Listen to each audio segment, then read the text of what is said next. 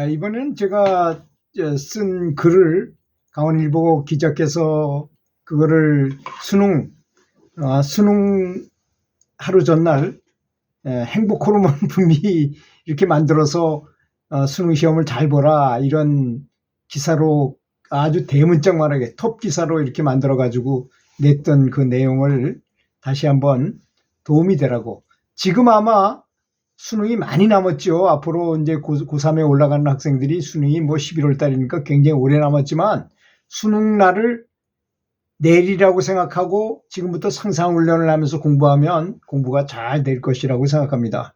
그래서 수능 이틀 전 톱 기사 나왔던 것을 한번 제가 얘기할 테니까 그거를 하루 앞으로 다가온 수능을 생각하면서 제가 하는 말씀을 들어보시면, 제가 이제 학생교육원의 교육연구사로 있을 때 썼던 글이었습니다.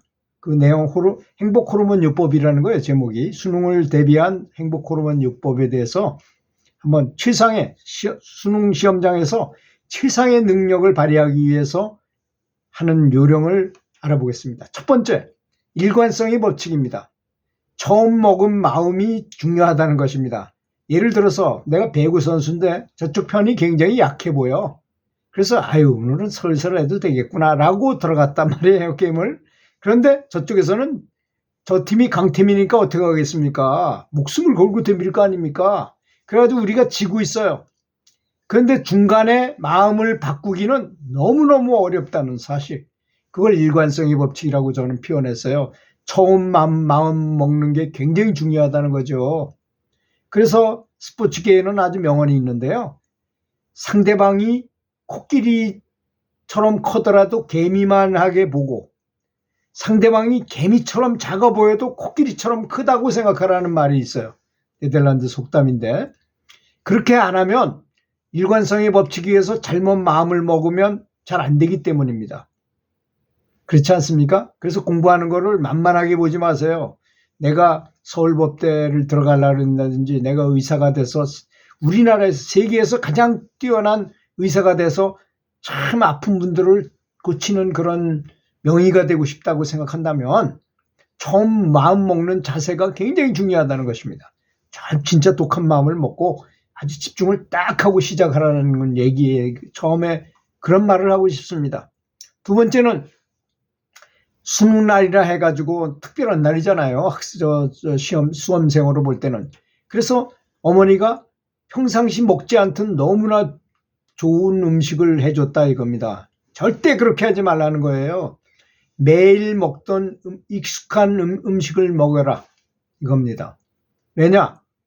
수능은 굉장히 중요한 날이기 때문에 내가 우리 위장도 매일 먹던 익숙한 음식이 들어와야지만 편하게 소화시켜요.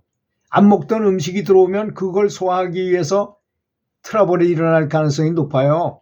그래서 어떤 공부 잘하는 학생이 시험 문제를 딱 받아냈는데 머리가 두통이 생기면서 깜깜해가지고 머리가 돌아가지 않는 걸 느꼈어요.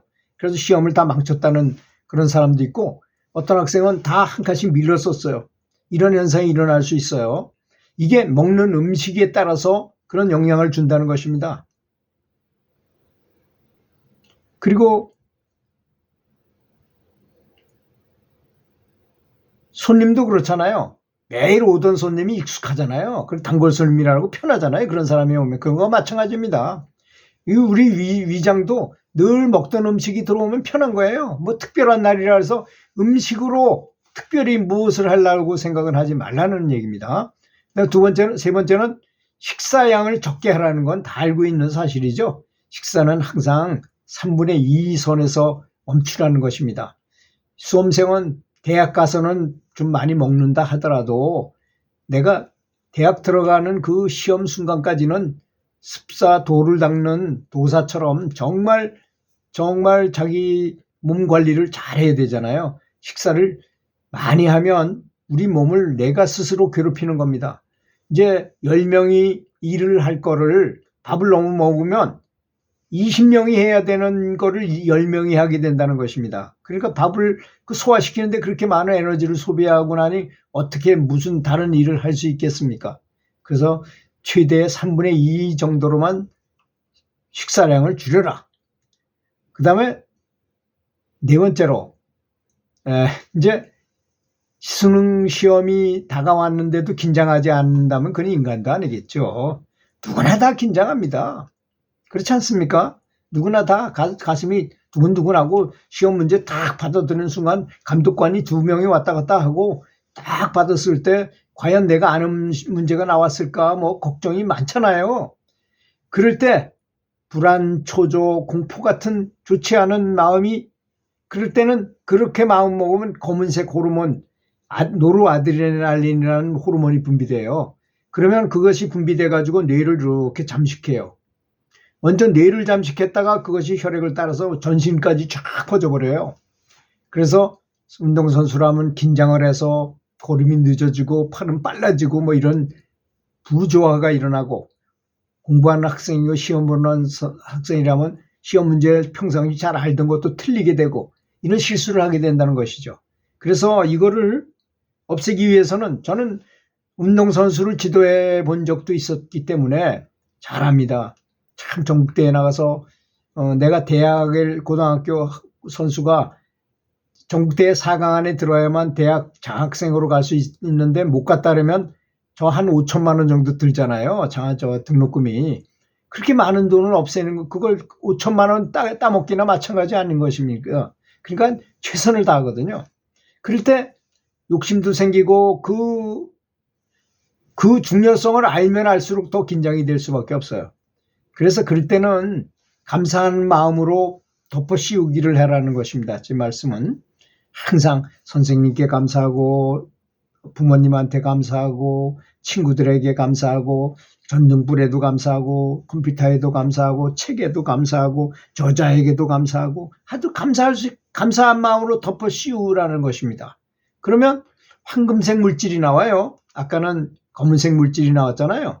근데 이번엔 행복 호르몬은 황금색 물질처럼 나와서 그것이 뇌를 감싸다가 전신까지 쫙 퍼져오면 모르던 문제도 탁탁 찍었는데 정답을 잘 맞히는 조화의 상태에 갑니다.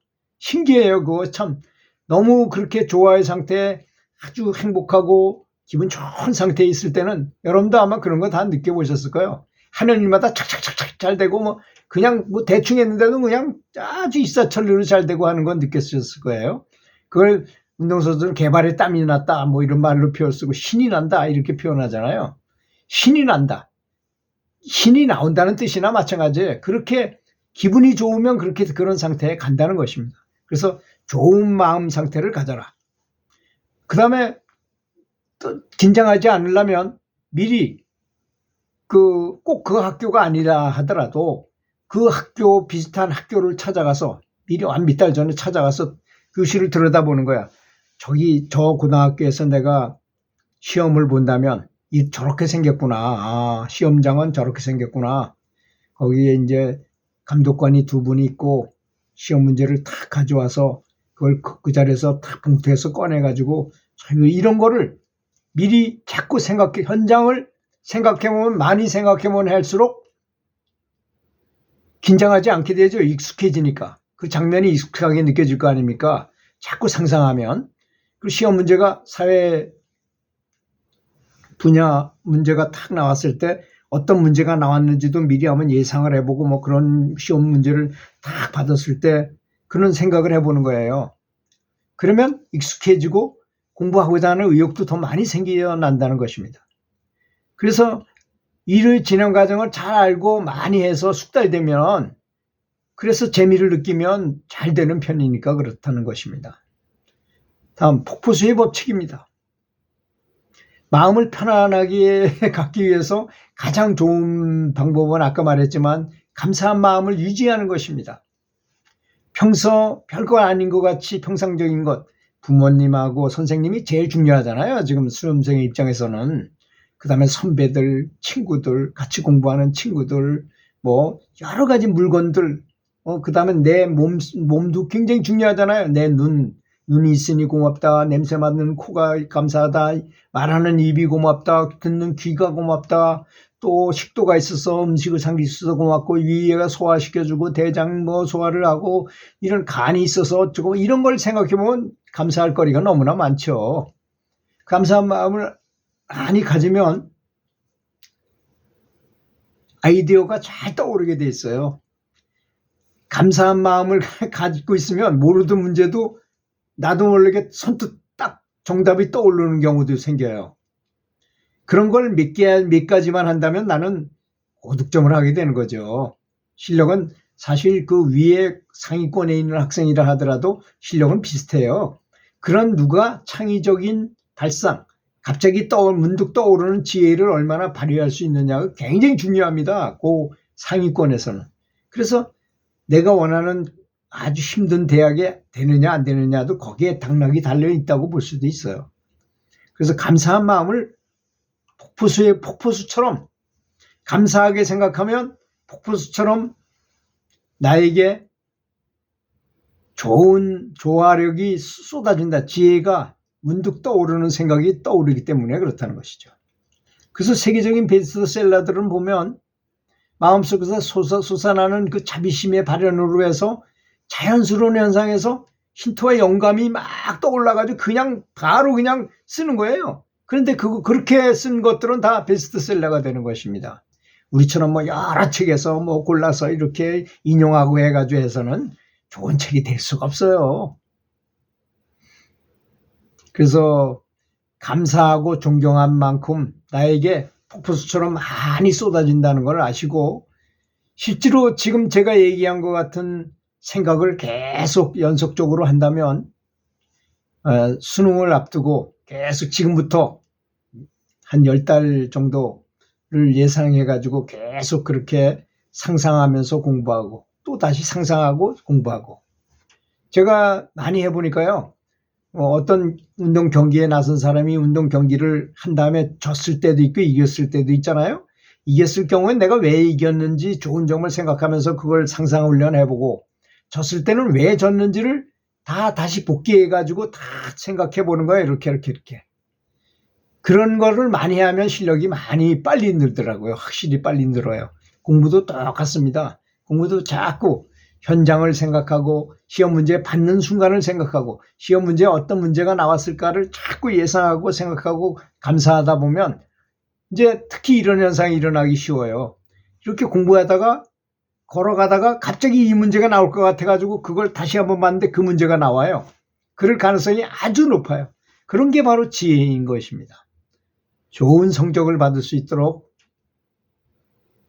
영광이 여러분에게 있기를 바라겠습니다. 들어주셔서 감사합니다.